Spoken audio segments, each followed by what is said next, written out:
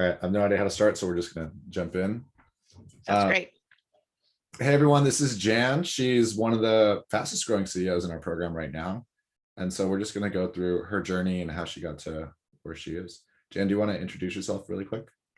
I'm Jan Rippingale. I'm the CEO of Blubanyan.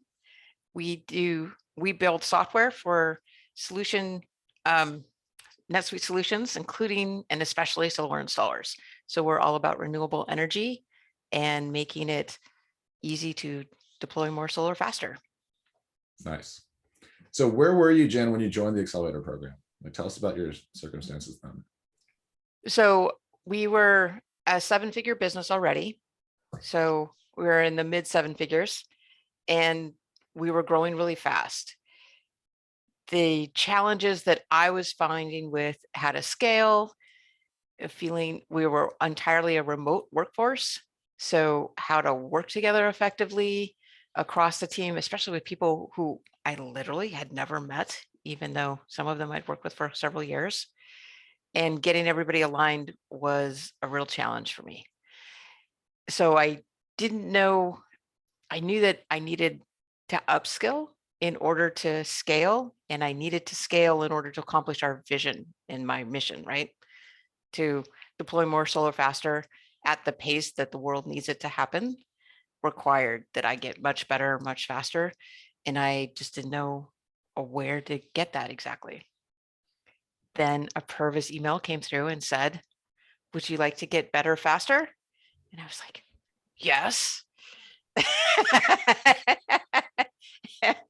And I had this first meeting and say, I want to know somebody who's going to help me scale, who's going to give me good feedback about our business and our finances, who's going to be solid in how to optimize for tech versus how we train individuals versus how we spend our money and our resources as we go through cash flow. Like, I need somebody who knows all of this stuff already. And the person on the call said, oh, okay, and hooked me up with you. And the journey got started. It was awesome. Nice. So Do you mind if we talk a little bit about your belief in profit back then? And I can cut this out after if you don't like it. well, I always thought that we should be a profitable business, and we have invested a lot. So we were not a profitable business at that time. And we were just at the cusp of becoming cash flow positive. But it had been miserable. So I was not sure if we wouldn't just invest in our product till the end of time and never ever see a return, despite all of the SaaS theories about how that should work. And so it wasn't entirely clear to me because it had been years that I had been waiting for the rainbow to arrive with a pot of gold at the end of it, that I wasn't sure that we were going to make it or not. We had, gone through COVID and other stuff and gotten as close as days for how we were going to make payroll. And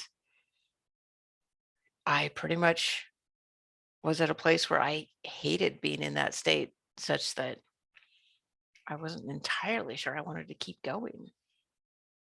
It wasn't completely clear to me when I got started. At this point in time, however, we did turn that around, and I am so glad that we just kept walking.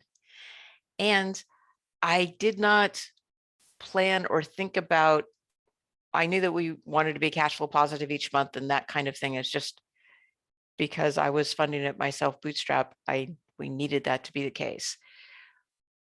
But I didn't realize how much cash that we should really have so that I could relax and think about how the business should grow over time, endure the little trials and tribulations, like the crazy Trump tariffs that affected solar, the friendly fire coming from the Department of Commerce that has devastated the solar industry recently with from Axon Solar's kind of review of solar sourcing, solar module sourcing. So there's all of these questions going on in the industry, and I know that it's going to be 3 or 6, it might even be 9 months that the industry suffers for that. But my business is going to be fine because we've got a cash flow buffer and a cash buffer itself that we never had before. So that was super helpful. Nice. also all the different ways to leverage, Bluevine and pipe and other things to get cash when needed Mm. from AR. All the creative ways to get there is awesome. We haven't executed those, but it's great to have it in our back pocket. Yeah. Having cash plus options to get cash, like access to capital, that really changes the mindset. Blew Yeah. my mind. So you just hit a pretty significant milestone, and I'll release this like in the future so people won't know your exact revenue. But do you mind talking about that and kind of how it's feeling? So we just hit 830K a month in revenue, which of course, when you pull it out, makes that 10 million annual revenue, right? And it's 833, so you passed that. Yeah, we're above our 833. Yeah. So we passed the benchmark. We Nice. are officially an 8-figure revenue company now. It felt spectacular because we're on track for another year of 100% growth in revenue, over 100%. And it felt calm and natural and just the expected outcome from all of the activities that we had been pursuing and optimizing. Mm. And the extra work that we did to become scalable is paying off. So it felt steady and even. So I felt more like a marathoner who ended up crossing the finish line than a crazy sprinter. Like it feels steady, confident, going to keep going, not a problem. It was really awesome. And I've absolutely had to adapt to the idea that I am rich now. So there's the startup founders are often both rich and poor because you can be rich on paper and poor in cash and these other things.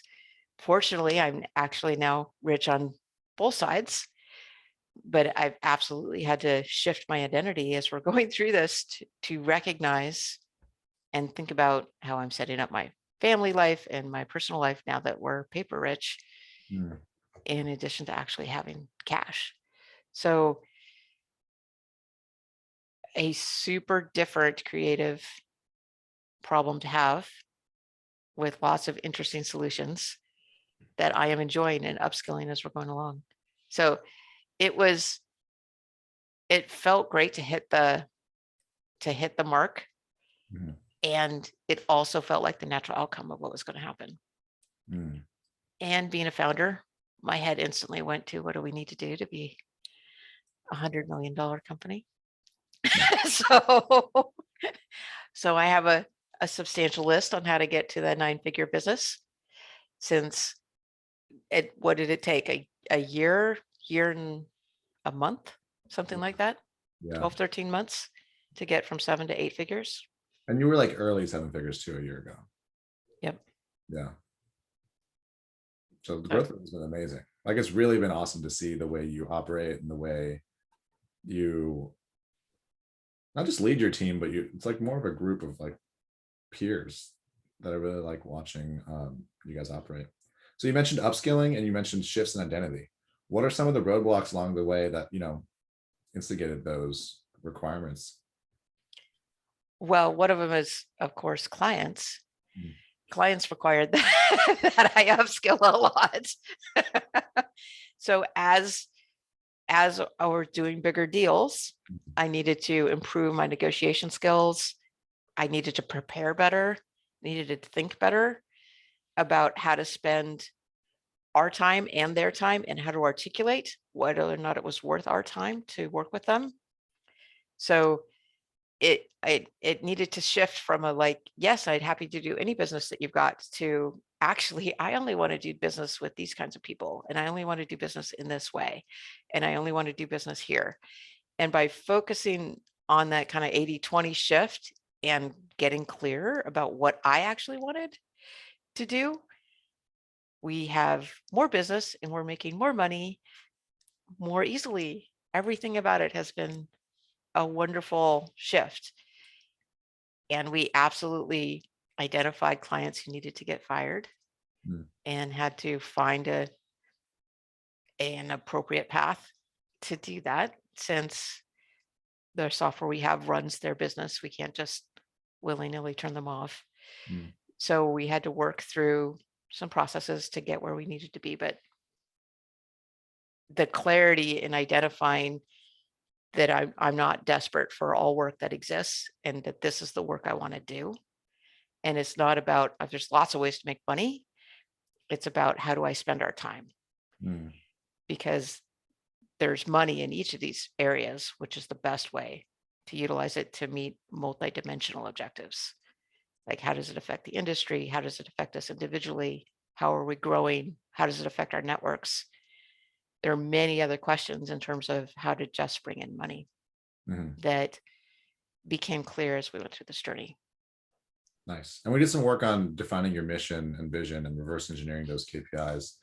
Did that help in making those decisions too? Like defining your life, making it happier, easier?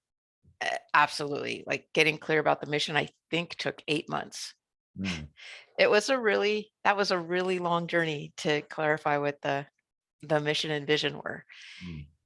And doing it involved enlisting.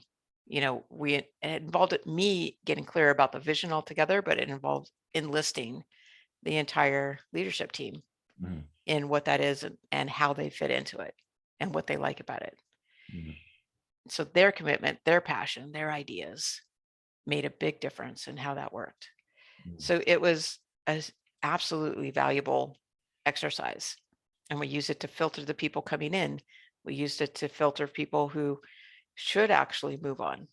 We had 33% turnover at one point in time, Mhm. but it was what we needed to do to get to this side of the process. Mhm. So we, yeah, the mission and vision mattered, and it did result in us, you know, letting people go, losing people, but the people that we have left and the people that we bring in Mhm. have a much better understanding about what we want to do, much more fun to work with. And Apurva, you're the one who had to tell me like 5 times that you need to use Giphies on everything. Giphies, Giphies, Giphies. And now I do. And it is so much more fun. Mhm. Get dopamine rushes across the entire team, Mhm. celebrating more people who want to have a good attitude, even though their feet hurt and they're tired too. Mhm. It has made a huge difference to have that mission and vision in place so that we're all locked into working in a higher purpose together. Mhm. And I mean, I think that actually had as much impact as everything else that we've done. Is Mhm. getting that clarity, Yeah, like building a place that's fun to work at. which was necessary in order to incarnate the vision altogether. Because if you're going to change the world's going to resist you. Yeah. So what are you going to do in the meantime to make the journey fun along the way? So that I've got enough energy, I've got enough commitment, I've got enough joy that the team is there, the team is feeling that, and then they bring some joy back too. Mhm. And it makes a huge difference to have that level of clarity. And it doesn't mean I just need to make a ton of money. I need to make a ton of money in the way that satisfies me with the people I like to work with. It's fabulous to know how that difference, because then there's a whole bunch of assholes that I don't have to deal with anymore in my daily life. Yay. And I'm sure that had a lot to do with it growing so fast, is just kind of losing the anchors Mhm. for me and for my team. Nice. So what are the different things that our program helped you with? I know we've gone through a couple different things, but do you Mhm. remember the journey from when you started, like the things we implemented? Or would you just like to talk? Um, I Parts of the journey I remember, and parts of my life I'm operating on kindergartner time. Sure. So so much happens in a week that it feels like a year to me, like an entire year is almost unimaginable. Mm. So for me in my head right now, there's so much change and so much growth going on. So we really shifted my point of view about money. Mm. We shifted the team's point of view about their job, that they were building a team of teams and that they needed to own their team in order to move forward. So that made it a real difference in their attitude Mm. about um, their role and what they were bringing to the table altogether, and how much of a difference and an impact they could make. It was wonderful to watch, and it absolutely mattered. One of our delivery team managers for our solar side, for deploying more solar faster, reduced our implementation cost by a third. And they they're on budget, they're over budget about 20% of the time, and they're under budget about 30% of the time. Nice. So we may well just do that again through this kind of continuous innovation, because she's owned that and how to make it easier and consistent. And so getting that team of teams and getting them to understand that their role was not just a strong individual contributor, but actually building a team that would have endurance over time. Mm. They had to expand their identities and their beliefs about what they could do. And then they did it. So it is fabulous. People really are able to do 10x more than most people expect of them. Mhm. So realizing that if I could ask, and if I could ask in the right way, that was about them engaging with the vision and who they wanted to be and why they wanted to be that person. Locked in where they were going to go and move forward. It's made a tremendous difference in Mm. how we're doing. And gives me confidence that I can look at the 9-figure business now and think about what's going to be needed to get us there. Because you can not only trust your people, you can also trust them to level up. I can trust them to level up. Mm. And they want it. They're hungry for it. Then this wasn't true when we started, Mm. but it's true with the team that we've got at the end of these 12 months. Mm. So it's been a really good filter altogether with who I'm working with. Clients, employees, and myself have all needed to shift. Nice. Well, thanks, Jan. For some closing words, there's a lot of really young entrepreneurs and founders that are watching this. Do you have any words of advice or phrases of encouragement, anything that could help them on their journey? So you absolutely can do this.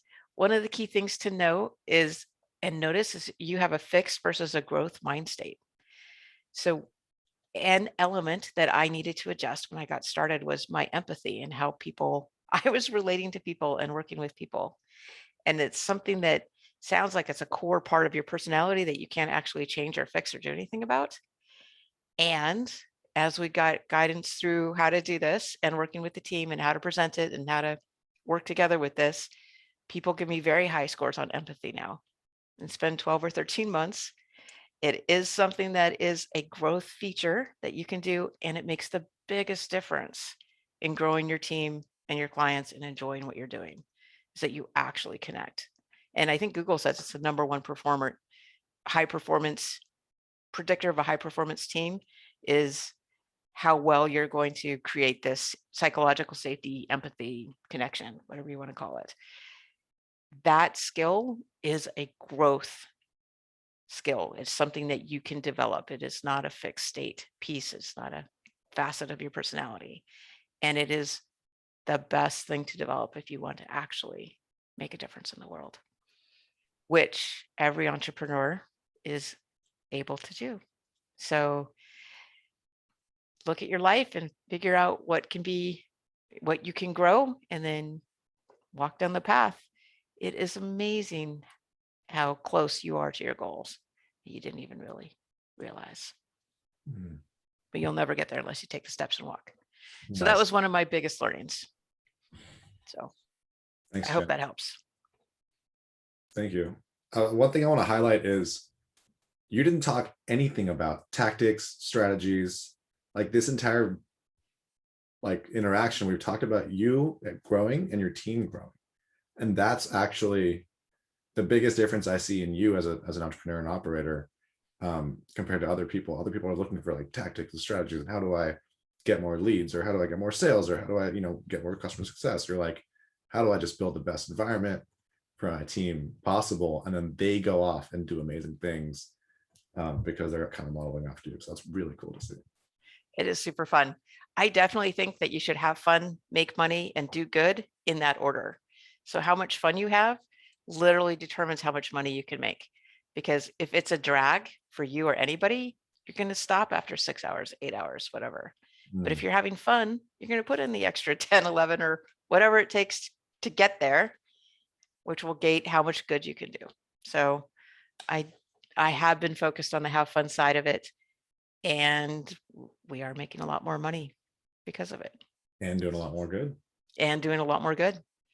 25% of the solar installed in 2020 was done on Solar Success. 2022. 2020? In 2020. The 2021 numbers haven't come out, so it's going to be bigger than that.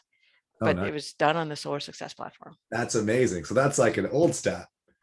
Yeah, that's an old stat. Like, I don't know what the new stat is, but it's coming out in the next couple of weeks. So we are absolutely making a difference in deploying more solar faster. Nice. There you have it, guys. Have fun, do good. Or sorry, have fun, make money, do good in that order. In that order. Perfect. Thanks, Jen. Thank you.